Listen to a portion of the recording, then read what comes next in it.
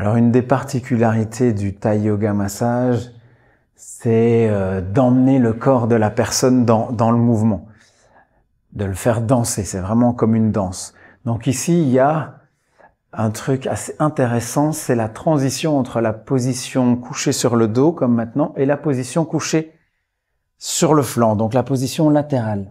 Eh bien, on va pas demander à la personne de faire l'effort de se déplacer, on va simplement l'emmener. Mais pendant qu'on l'emmène, on peut faire plein de choses. Par exemple, venir déjà travailler un peu en torsion et aussi avec le travail dynamique, le travail oscillatoire. Une fois que j'ai fait ça, je peux encore revenir et un peu aussi soulager, étirer le flanc de l'autre côté.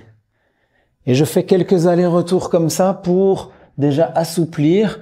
Maintenant que j'ai fait un premier passage, je peux insister avec ma main ici qui accompagne, avec mon torse qui amplifie et la main au niveau du sternum. Une fois que ça c'est fait, bien sûr, j'ai la possibilité de travailler la jambe.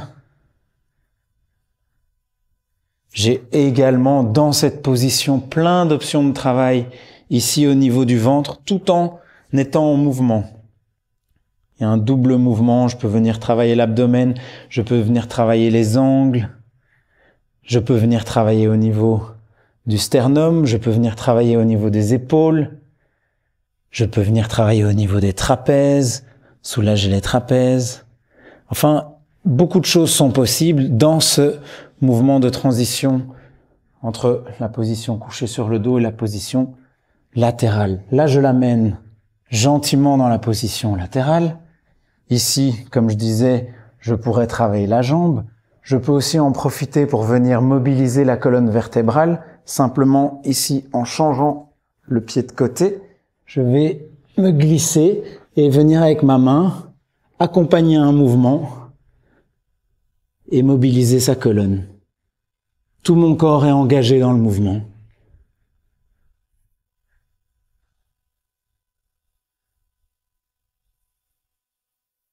Ensuite, je l'installe dans la position latérale, confortablement. Dans cette position, j'ai accès à plein de choses. Par exemple, un travail au niveau des fessiers, un travail au niveau du carré des lombes avec le coude.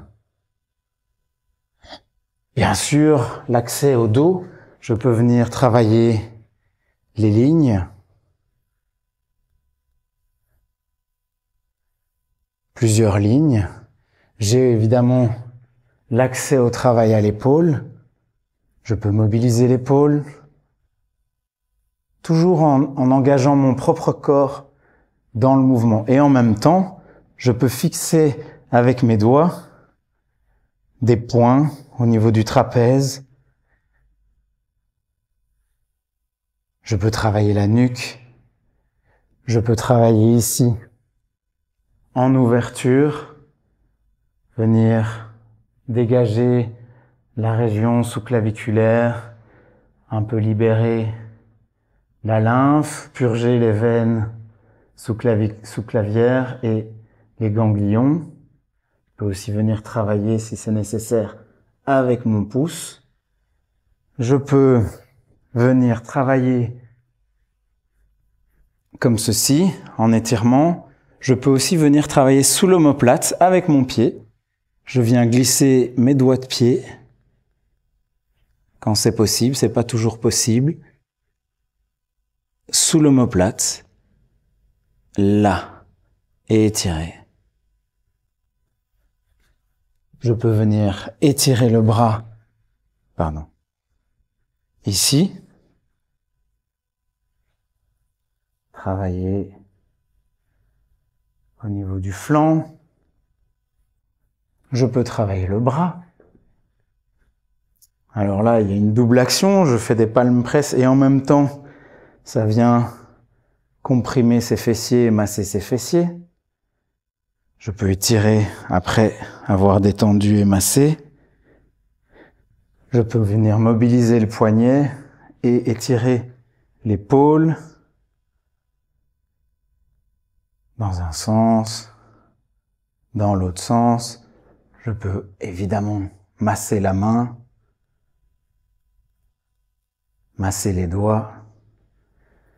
Beaucoup de possibilités. Aussi, possibilité de travail en mobilisation de la hanche, étirement, par exemple, ici. Mobilisation.